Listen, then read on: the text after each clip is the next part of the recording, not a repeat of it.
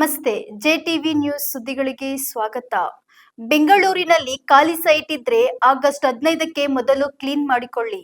ಜನರಿಗೆ ಸಚಿವ ಕೃಷ್ಣ ಬೈರೇಗೌಡರ ಮನವಿ. ಗ್ರೇಟರ್ ಬೆಂಗಳೂರು ಪ್ರಾಧಿಕಾರ ವ್ಯಾಪ್ತಿಯಲ್ಲಿ ಆಗಸ್ಟ್ 1ರಿಂದ ಹಮ್ಮಿಕೊಳ್ಳಲಾಗುತ್ತಿರುವ ತ್ಯಾಜ್ಯದಿಂದ ಸ್ವಾತಂತ್ರ್ಯ ಅಭಿಯಾನಕ್ಕೆ ಸಂಬಂಧಿಸಿದಂತೆ ಗ್ರೇಟರ್ ಬೆಂಗಳೂರು ಅಭಿವೃದ್ಧಿ ಸಚಿವರಾದ ಕೃಷ್ಣ ಬೈರೇಗೌಡ ಅವರು ಅಧಿಕಾರಿಗಳೊಂದಿಗೆ ಸಭೆ ನಡೆಸಿ ಮಾಧ್ಯಮದವರೊಂದಿಗೆ ಮಾಹಿತಿ ಹಂಚಿಕೊಂಡಿದ್ದಾರೆ.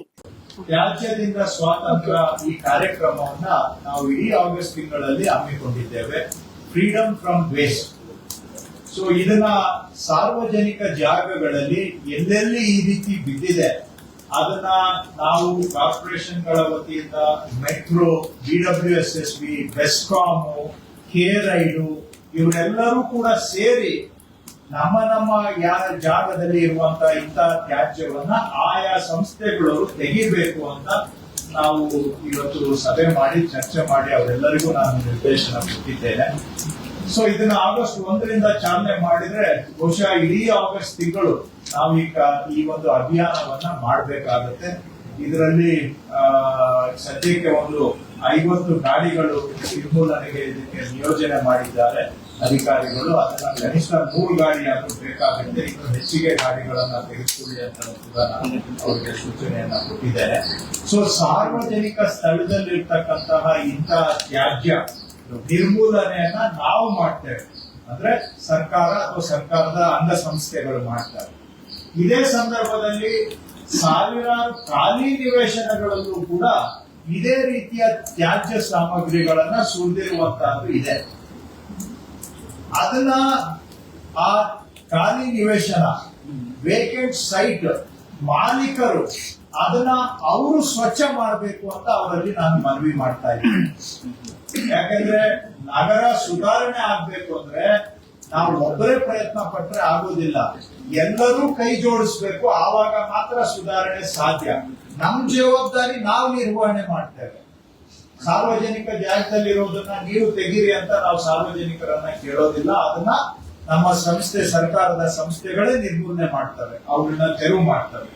ಆದ್ರೆ ನಿಮ್ಮ ಖಾಲಿ ನಿವೇಶನದಲ್ಲಿ ಇರುವಂತಹ ತ್ಯಾಜ್ಯ ಸಾಮಗ್ರಿಗಳನ್ನ ದಯವಿಟ್ಟು ತಾವು ನಿರ್ಮೂಲನೆ ಮಾಡಬೇಕು ಅಂತ ನಾನು ಸಾರ್ವಜನಿಕರಲ್ಲಿ ಮನವಿ ಮಾಡ್ತಾ ಇದ್ದೇನೆ.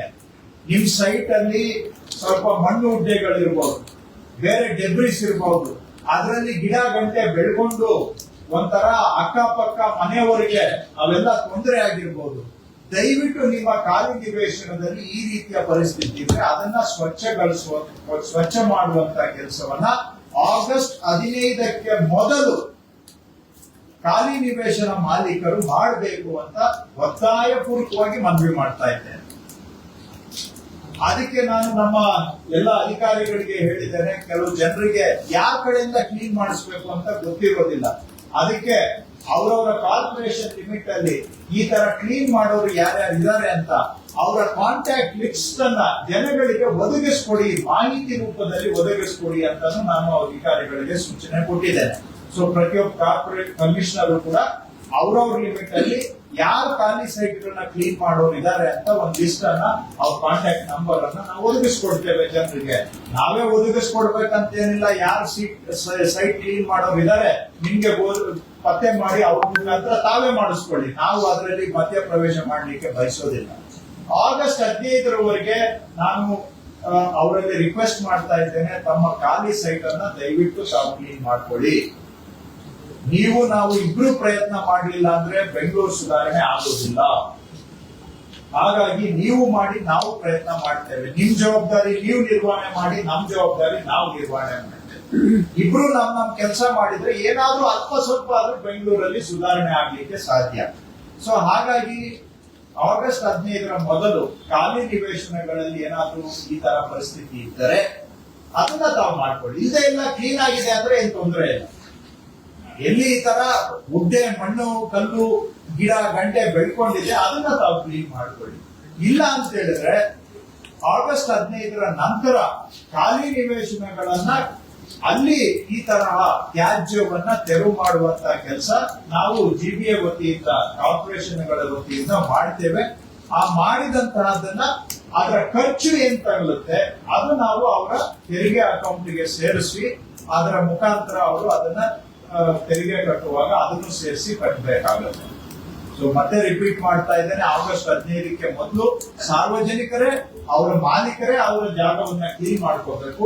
ಅವ್ರು ಮಾಡ್ಕೊಳ್ಳಿಲ್ಲ ಅಂತ ಹೇಳಿದ್ರೆ ಆಗಸ್ಟ್ 15ರ ನಂತರ ನಾವು ಸ್ವಚ್ಛ ಮಾಡಿ ಅದಕ್ಕೆ ತಗುಲುವ ವೆಚ್ಚವನ್ನ ಅವರ ತೆರಿಗೆ ಅಕೌಂಟ್ಗೆ ಸೇರಿಸ್ತೇವೆ.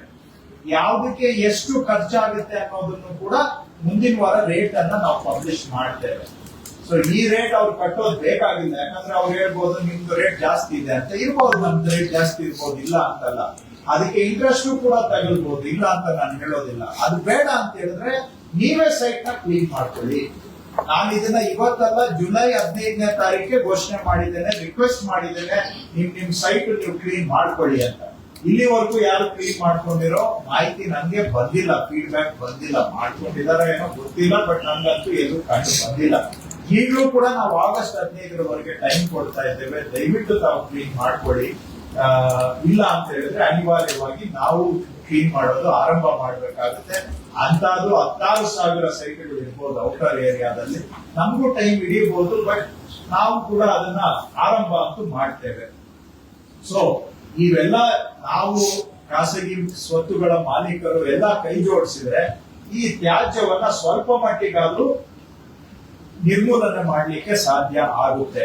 ಸೊ ಇದು ಬಹಳ ವರ್ಷಗಳಿಂದ ಇರುವಂತಹ ಸಮಸ್ಯೆ.